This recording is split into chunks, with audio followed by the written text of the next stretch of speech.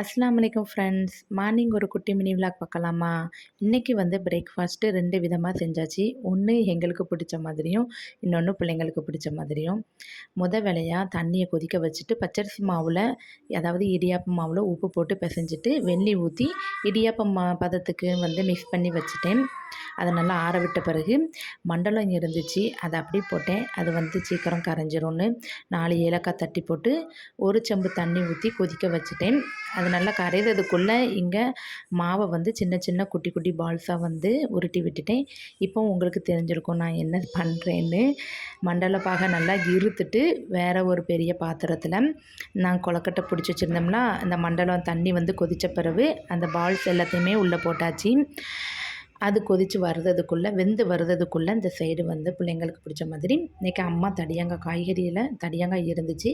சிறுபருப்பு போட்டு சாம்பார் பொடி போட்டு இட்லி சாம்பார் வந்து குக்கரில் வச்சுட்டேன். சைடு கொழுக்கட்டை நல்லா வெந்து வந்துருந்துச்சு. பச்சரிசி மாவு கொஞ்சம் எடுத்து வச்சுருந்தேன். அதை நல்லா தண்ணியில் கரைச்சி ஊற்றியாச்சு. இந்த சைடு வந்து மாவு பிள்ளைங்களுக்கு இட்லி ஊற்றிடலாம்னு ரெடி பண்ணிக்கிட்டு இருந்தேன்.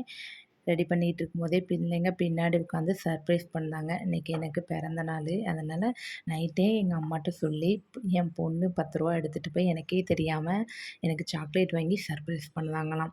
இதை பார்த்தோன்னே எனக்கே ரொம்ப ஆச்சரியமாக இருந்துச்சு. இதுதான் எப்போடா நடந்துச்சு அப்படின்னு கேட்கும்போது, நைட்டு தாம்மா நான் சொன்னேன் அம்மம்மாட்ட. எனக்கு தந்தாங்க. அதனால் ஓடி போய் வாங்கிட்டு வந்துட்டேன். கிச்சனில் நான் வேலை பார்த்து முடிக்கிறதுக்குள்ளே வாங்கிட்டு வந்து எனக்கு சர்ப்ரைஸ் பண்ணிட்டாங்க.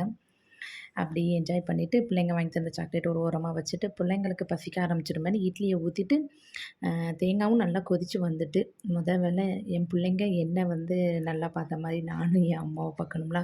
அம்மாவுக்கு ஃபஸ்ட்டு வந்து நான் ரெடி பண்ண கூழும் கொழுக்கட்டையை கொடுத்துட்டு, அதுக்கப்புறம் பிள்ளைங்களுக்கு இட்லி எல்லாம் வேக வச்சு எடுத்தாச்சு. சாம்பாரும் நல்லா மணக்க மணக்க தயாராகிட்டு, லாஸ்ட்டு கடுகு இறங்க கருவேப்பிலை போட்டு தாளித்து ஊற்றியாச்சு.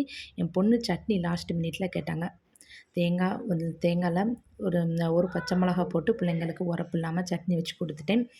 அல்ஹம்துலில்லாஹ் இட்லி நல்லா ஆறி வந்துட்டு, இட்லியும் ரொம்ப சாஃப்டாக இருந்துச்சு. பிள்ளைங்களுக்கு சாப்பாடு கொடுத்துட்டு, அதுக்கப்புறம் நம்ம சாப்பிட்றலாம் அப்படின்னு சொல்லிட்டு நான் வந்து கொழுக்கட்டை சாப்பிட்டேன். பிள்ளைங்களுக்கு காலையில் அப்படியே எந்திரிச்ச உடனே இனிப்பு வந்து சாப்பிட மாட்டாங்க. அவங்களுக்கு கொஞ்சம் ஒத்துக்கிறாது.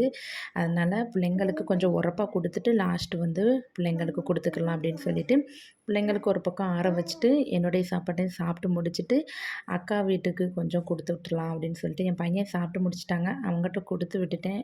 என் பையனும் கொண்டு போய் கொடுத்துட்டு வந்துட்டாங்க. அப்படியே என் பொண்ணு தந்த சாக்லேட்டை ஓப்பன் பண்ணி ரிலாக்ஸாக உட்காந்து சாப்பிட ஆரம்பிச்சிட்டேன். ரொம்ப ஹாப்பியாக இருந்துச்சு. பிள்ளைங்க பிறந்தநாள நம்ம பார்த்து பார்த்து கொண்டாடுவோம். ஆனால் பிள்ளைங்க சின்ன சின்ன சர்ப்ரைஸ் பண்ணும்போது ரொம்ப ஜாலியாக தான் இருக்குது.